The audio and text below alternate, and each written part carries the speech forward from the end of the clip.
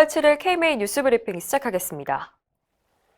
정부가 코로나19 백신 접종 관련 지침을 시도 때도 없이 바꿔 위탁 의료기관들이 애를 먹고 있습니다. 그동안 의료기관에 잔여 백신이 생기면 각 기관별로 접종 희망자의 예약을 받아서 접종해왔죠. 그런데 질병관리청은 지난 1일 이런 방식을 중단하고 4일부터는 카카오나 네이버 앱으로만 예약받는다고 발표했습니다. 하지만 이미 예비 명단에 이름을 올린 대기자들의 항의가 빗발쳤고, 그러자 질병청은 기존 방식을 9일까지 유예한다고 다시 방침을 바꿨습니다. 이렇게 지침이 왔다 갔다 한 건 이번뿐이 아닙니다. 한 바이알당 최소 접종 인원의 기준, 또 잔여 백신의 사용 범위와 폐기 방법도 일주일 사이에 여러 번 바뀌어서 매일매일 확인하지 않으면 실수할 수밖에 없는 상황입니다. 문제의 원인은 소통 부족이란 지적인데요. 오동호 의협 자문위원은 질병청의 결정사항을 공문보다 언론을 통해서 먼저 알게 되면 의료 현장은 혼란에 빠지게 된다며 백신 관련 지침을 중앙에서 일방적으로 정하지 말고 의료계와 협조를 통해 결정해야 한다고 조언했습니다. 의협은 이렇게 백신 지침을 비롯한 감염병 관련 대응에 대해서 전문가적 의견을 제시하기 위해 적극 나서고 있습니다. 최근 상임이사회를 열어 코로나19 대책 전문위원회를 확대 개편하기로 했는데요. 위원장은 염호기 인제의대 호흡기내과 교수가 맡고 대한의학회를 비롯해서 결핵 및 호흡기학회, 감염학회, 중환자의학회 등 관계자들이 참여합니다. 또 위원회 산하의 진단과 치료, 백신, 방역과 검역 등의 분야별 소위원회를 두기로 했습니다.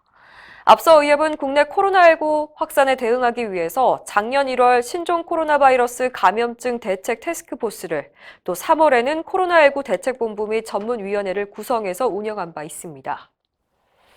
코로나19 백신 접종률을 올리기 위해서 더 효과적인 소통 전략이 필요하다는 조언이 나왔습니다.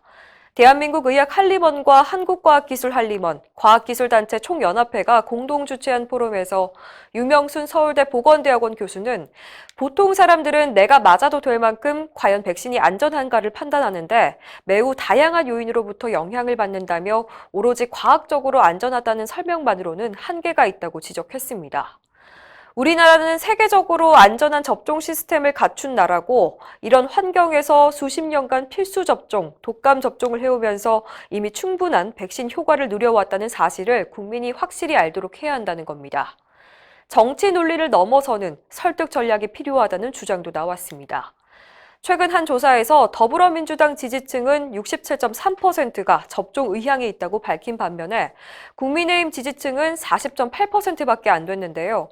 의사 출신 이진한 동아일보 기자는 백신은 과학이고 의학이지만 현재 우리나라에선 정치가 백신을 좌우하는 이상한 상황이라고 꼬집었습니다. 의사 10명 중 9명이 당뇨병 환자에게 주사제를 권했다가 거절당한 경험이 있는 걸로 조사됐습니다. 의협신문이 의사 291명을 대상으로 조사한 결과 87.3%가 그런 경험이 있다고 답했는데요. 주사바늘 혹은 통증에 대한 공포감 때문이 30.4%로 가장 많았고 주사 투여 방법이 불편해서가 28.5%로 나타났습니다.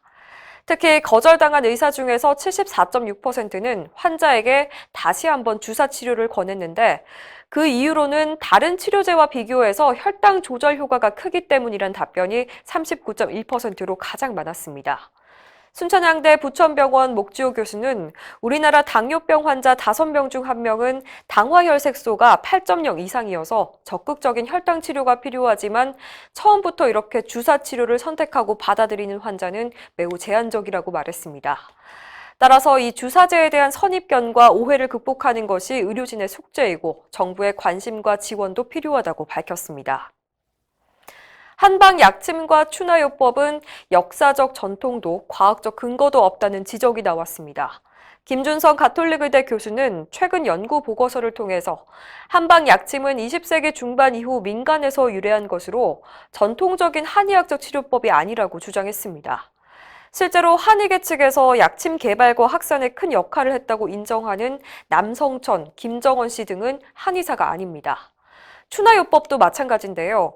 손으로 하는 의료행위, 즉 수기요법은 조선시대까지 아무런 문헌을 찾아볼 수가 없고 일제강점기부터 1980년대까지 주로 맹인 안마사의 영역이었다가 1988년 안마사들의 반발에도 불구하고 한의사의 물리요법으로 포함되면서 오늘에 이르고 있습니다. 추나라는 이 명칭도 1990년대에 들어서야 한의사들이 사용하기 시작했습니다. 우봉식 의료정책연구소장은 주사기를 통해서 체내에 주사하는 약침은 물론 이 추나요법이 독창적인 치료법이라면 각각의 질환과 술기에 대해서 임상시험을 통해 과학적으로 안정성과 유효성을 검증받아야 한다고 지적했습니다. 이상으로 뉴스브리핑을 마칩니다. 자세한 사항은 일경신문을 참고하시길 바랍니다.